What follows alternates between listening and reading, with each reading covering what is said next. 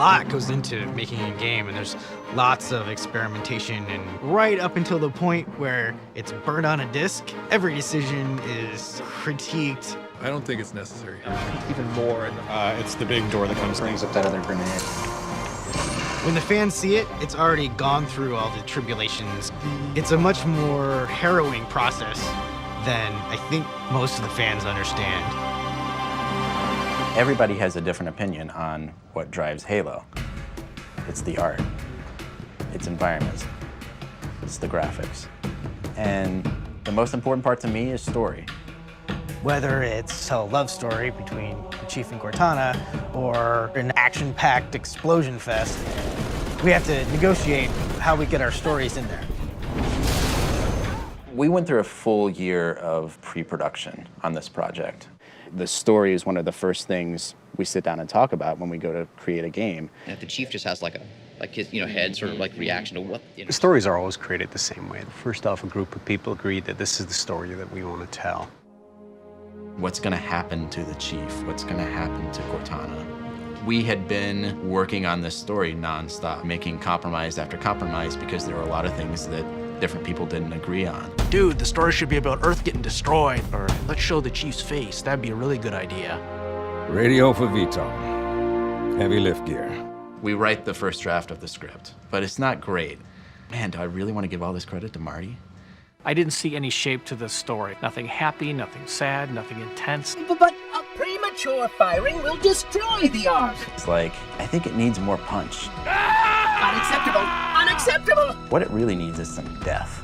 You actually want to get to the point where the player goes, well, wait a minute, I've been this character for 3 games. They can't possibly kill me. By having the reality of death a part of the story, it did actually introduce this tone of heroism. Johnson, sound off. There's no sense of heroic action if there's no real consequences.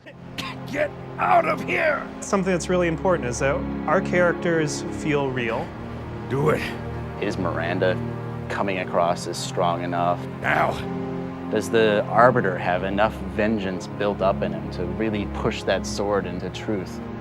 You must be silenced. But the story that we're telling is the story of a human conflict with an aggressive adversarial species, the Covenant.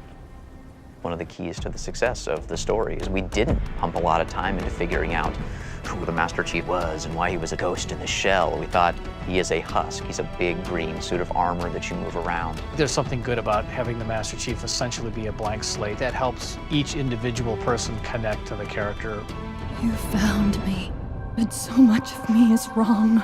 The main personal relationship you have in the game is with an AI called Cortana. I do know how to pick 'em.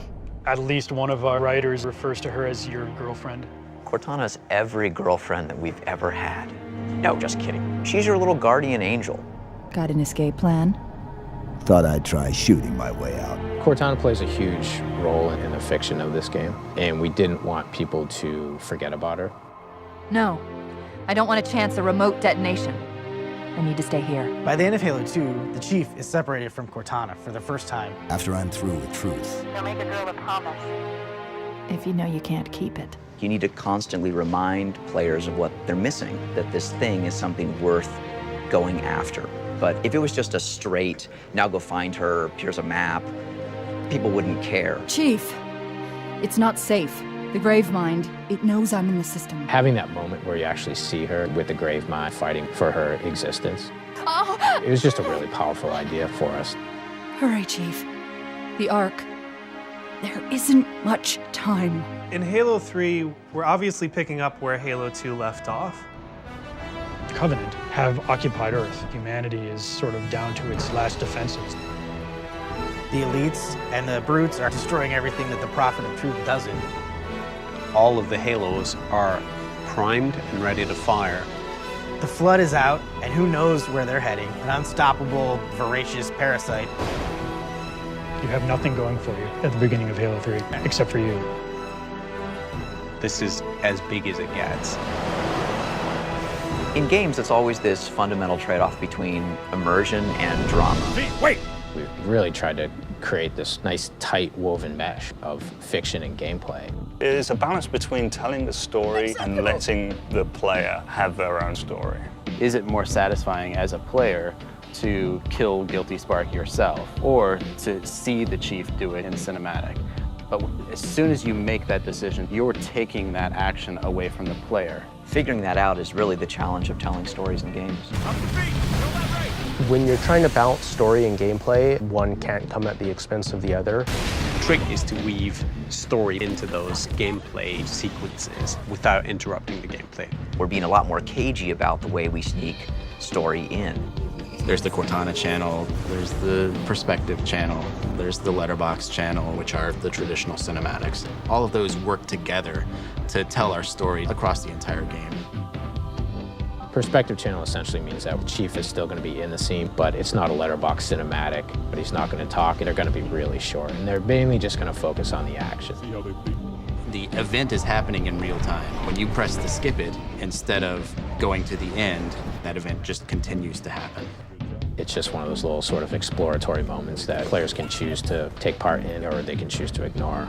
It feels much more like a story that you're experiencing instead of a game with a movie that comes in every once in a while. There's certain parts of the story that you tell by having Cortana talking in your ear. It was the coin's fault.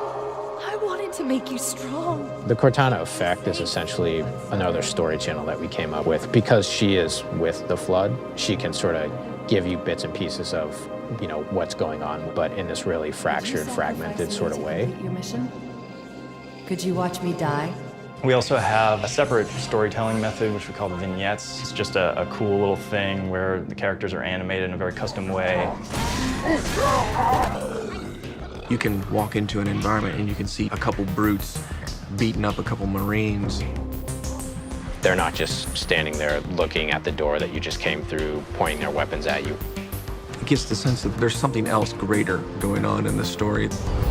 One of the things that we've tried really hard to do was make the cinematics directly related to what you just finished doing or what you're about to start doing.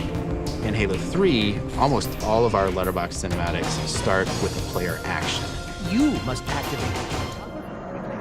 So it flows really nicely from one gameplay segment into the cinematic and out to the other gameplay segment. I'm sitting here day in and day out working on the cinematics.